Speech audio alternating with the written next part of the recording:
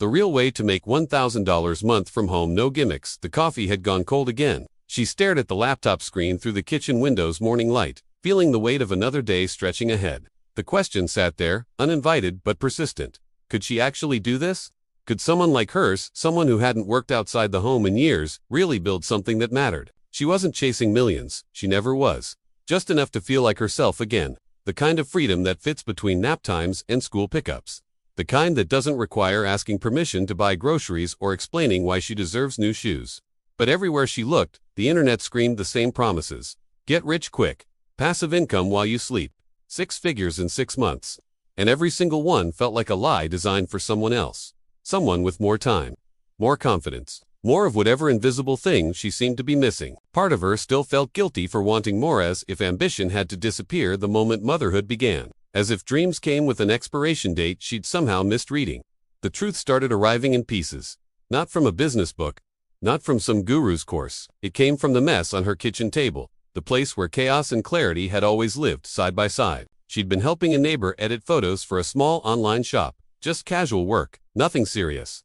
$50 here, $75 there. But then the neighbor asked if she'd take over completely. And suddenly, that quiet voice, the one buried beneath diaper changes and homework help, started whispering something dangerous. What if this could be real? What would you have done in her place? The first real opportunity came from somewhere unexpected. A friend mentioned that local businesses were desperate for social media help but couldn't afford agencies. They just needed someone who understood their voice. Someone real, someone who could make their small business feel less invisible online. She spent a week researching, not the flashy stuff, the practical details. What do businesses actually need?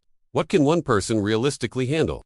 How much should she charge without underselling herself or pricing herself out of reality? According to recent market research, small businesses spend an average of $1,200 monthly on digital marketing, but 70% of them say they can't find affordable, reliable help. The gap wasn't about skills, it was about showing up consistently, about caring enough to learn their story. She started with one client, a local bakery that posted maybe twice a month, always blurry photos, always apologizing for being too busy. She charged $300 to manage their Instagram and Facebook, 3 posts a week. Basic engagement, nothing fancy. The bakery owner cried when she saw the first month's results, not because sales exploded overnight, but because someone finally saw her, really saw what she was building. And that attention, that simple act of consistent care, brought people through the door who'd driven past for years without noticing. She smiled not because it was easy, but because it was finally hers. Then came the doubt, the kind that whispers louder than failure. One morning, her mother-in-law asked when she'd get a real job. A friend suggested she was taking time away from the kids for hobby money. Even her own mind joined the chorus. Maybe success just wasn't meant for someone like her. She almost gave up, almost closed the laptop and returned to the familiar rhythm of invisible work, the kind that never shows up on a resume but somehow fills every hour. Until one message changed everything. The bakery owner had referred her to a coffee shop. Then the coffee shop told a bookstore. Within 6 weeks, she had 4 clients, $1,200 a month. Exactly enough to feel the ground shift beneath her feet. But here's what nobody tells you about that first $1,000. It's not about the money. It's about the moment you stop apologizing for taking up space. The moment you realize your voice, the one you thought had gone silent, was just waiting for permission you never needed to ask for. Sometimes growth doesn't look like progress. It looks like staying, like showing up on the hard days when the kids are sick and deadlines loom, and you're running on 4 hours of sleep. It looks like learning that consistency beats inspiration every single time. She started studying during school hours. Not expensive courses, free resources, YouTube tutorials, library books about branding and copywriting. She joined online communities where other moms shared what actually worked versus what sounded good in theory. One thing became clear fast. The businesses that succeeded online weren't the ones with the biggest budgets. They were the ones with the clearest story, and she'd spent years managing chaos. She knew how to find clarity in the mess. Her workspace was still her kitchen counter. Her office hours were still interrupted by snack requests and sibling arguments. But it no longer felt like chaos. It felt like possibility. What she learned could fill a different kind of business book, the honest kind. First, people don't want perfection. They want connection. The bakery posts that performed best weren't the professional shots, they were the ones showing flour-dusted hands and early morning prep work. The real moments, the human ones. Second, she didn't need to know everything before starting. She needed to know enough to help one person, then another, then another. Expertise built itself through repetition and genuine care. Third, pricing herself fairly wasn't selfish. It was sustainable. She'd learned this the hard way after undercharging for months and resenting the work. When she raised her rates to reflect her value, clients respected her more. The ones who didn't weren't her people anyway. By month 4, she was making $1,800. Not because she worked more hours, because she worked smarter ones. She'd created templates for common posts, built a simple system for client communication, learned to batch content creation so she wasn't starting from scratch every day. Then came the setback, the kind that tests whether you're building something real or just riding temporary momentum. 2 clients left within the same week. One sold their business. The other hired a family member instead. Suddenly, she was back down to $800 a month, watching her careful progress crack beneath her feet. Part of her wanted to call it confirmation. See, this was always too good to be true. Maybe she should just be grateful for what she had and stop reaching for more. But something had shifted. She'd tasted what it felt like to build something of her own. And that feeling, that quiet revolution happening inside her, refused to disappear. What would you have done in her place? She didn't panic. She pitched. Reached out to 10 local businesses with a simple message. I help small businesses tell their story online without corporate polish or impossible budgets. 5 responded. 3 became clients. Within 3 weeks, she was back to $1,400 a month. But this time felt different, steadier, like she'd learned that setbacks weren't endings, just information, just course corrections showing her what needed adjusting. She started diversifying, not because some strategies said to, but because she noticed patterns. Clients kept asking if she could help with email marketing too, with simple websites, with content planning beyond social media. So she learned, spent nap time hours teaching herself the basics of email platforms and website builders. Not to become an expert overnight, just to offer one more way to help businesses grow. By month 7, she'd added a second income stream, a simple monthly newsletter service for 3 clients at $200 each, $600 additional for work that took her maybe 10 hours total. The math started making sense in a new way. She didn't need one big opportunity. She needed multiple small ones that stacked like building blocks. Each one manageable. Each one real. Research shows that 73% of successful home-based businesses start with multiple small income streams rather than one big bet. The stability comes from diversity, from not depending on any single client or service to hold your entire world together. She breathed, realized she'd been holding tension in her shoulders for months, waiting for everything to fall apart. But it wasn't falling apart. It was growing. Slowly, imperfectly, but undeniably growing. Her daughter asked one morning what she was working on, and for the first time, she had an answer that felt true. I'm helping people share what makes them special. I'm building something that's mine. And maybe, just maybe, I'm showing you that wanting more doesn't make you ungrateful for what you have. The turning point came quietly. No dramatic moment. No viral success story. Just a Tuesday morning when she realized she'd made $2,000 the previous month without sacrificing school pickups or family dinners. Without becoming someone she didn't recognize. She'd learned to batch her work into focused blocks. Client content on Mondays and Wednesdays. Administrative tasks on Tuesdays. Friday afternoons for learning and improvement.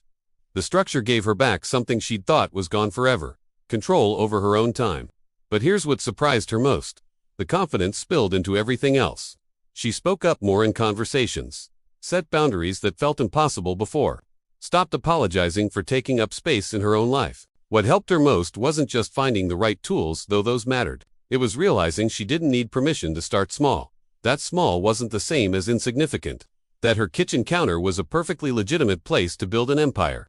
Even if that empire only served 10 clients and paid her bills. She tested different approaches before finding what truly worked. Tried Myo Pro for creating client graphics and never looked back. The templates saved hours she didn't have to spare. Invested in a simple project management tool that kept client work organized without overwhelming her limited tech skills. This isn't a promotion, just the truth that the right tools made her path lighter. Made the impossible feel possible during those early months when everything felt fragile and uncertain. She'd leave those resources below for anyone walking a similar road. By month 10, she was consistently making $2,500. Some months more, some less, but the average held steady. And that consistency, that reliable rhythm, changed everything. She could contribute to family finances without the guilt. Could invest in small luxuries without asking permission.